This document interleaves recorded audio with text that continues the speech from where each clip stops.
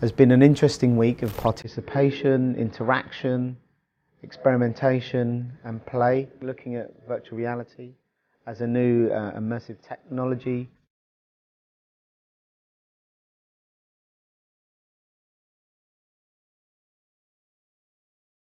I've really enjoyed it. I've enjoyed meeting people from all different disciplines and being exposed to a whole range of different ways of thinking that I would never have come across or even thought to connect with.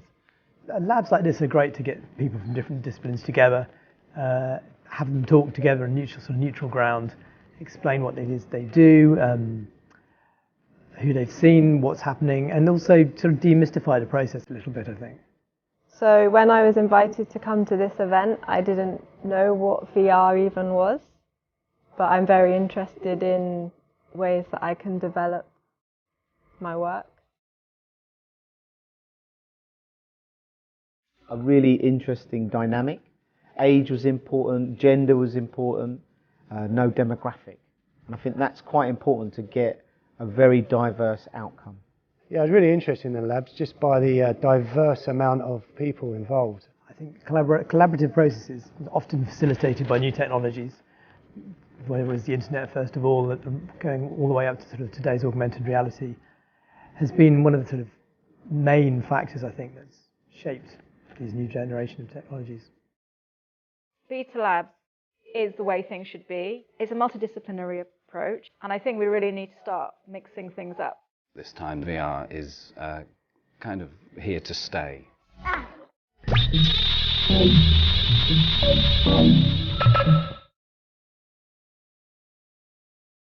My name's Bushra, and I'm sort of an artist, designer, technologist.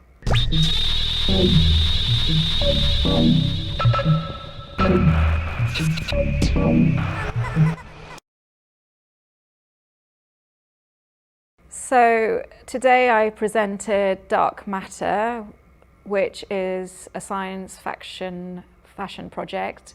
It interrogates physics, the physics of dark matter, but in a fashion format, and it has two haptics, buzzers and pneumatic, alongside a synchronized 360 animation explaining dark matter, which has a narration.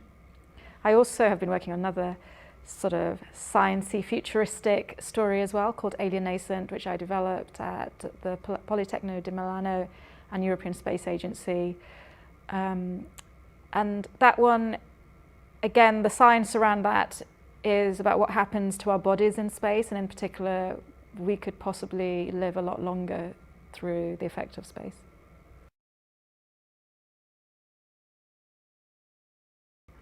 For me, showing or talking about my work with different artists and designers who have their own ideas, it allows for a lot of critique and debate coming from their disciplines, which I can input into the next iteration of what I'm working on.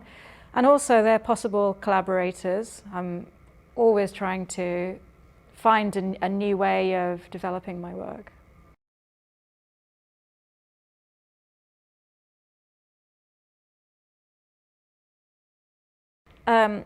I followed a pure science route and did biochemistry originally at Imperial College. Graduated in '97, a long time ago. And then I worked as a programmer, database programming in the city, purely because I wanted to earn money and it was an easy job I could do and get good money for. And in the evenings I would do lots of short courses at adult education community colleges, and I had enough of a portfolio. It was cheaper for me to do a part-time degree than carry on doing short courses. So that's what I did, and at that time into a fashion degree, and I changed to sustainable fashion, working in small companies where I got to learn the startup environment. And then I kind of got fed up of fashion and did a degree called Applied Imagination at Central St. Martin's, which was also a part-time degree while I worked. where I was looking at social benefit and how memories are triggered by music and the sense of self and what that meant, which I think I still look at throughout my work as well. And after that, I actually had a baby, and I took, but I didn't say before, but I was a lecturer at London College of Fashion part-time in marketing. But part-time I developed some of my products, and that portfolio led to working in advertising and working in wearable tech. And then last year, rather than supporting other people's sort of creative vision, I just thought it was time. I really started pushing my own stories out there and my viewpoint of how the future could look based on my multidisciplinary background, which is what I've been developing.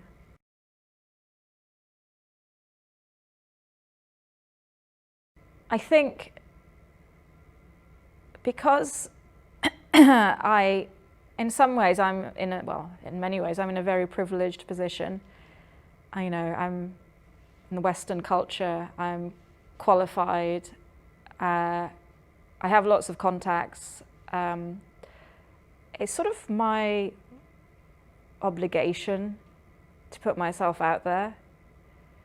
And I think role model sounds pompous, but I need to have my voice in the mix. I need to challenge I need to challenge what the status quo is, because I'm in a position where I can have a voice. Okay, I mean, it's a shame. I was going to ask you, but for different reasons, it didn't happen. If I could have sat in on some of the workshops and lectures this week. I think Betalabs is the way things should be. It's a multidisciplinary approach. It's taken clearly some specialists to input into the lectures, but maybe more generalists like me as well. And I think we really need to start mixing things up, because there are a lot of design problems, political, societal, etc., and they're not being solved.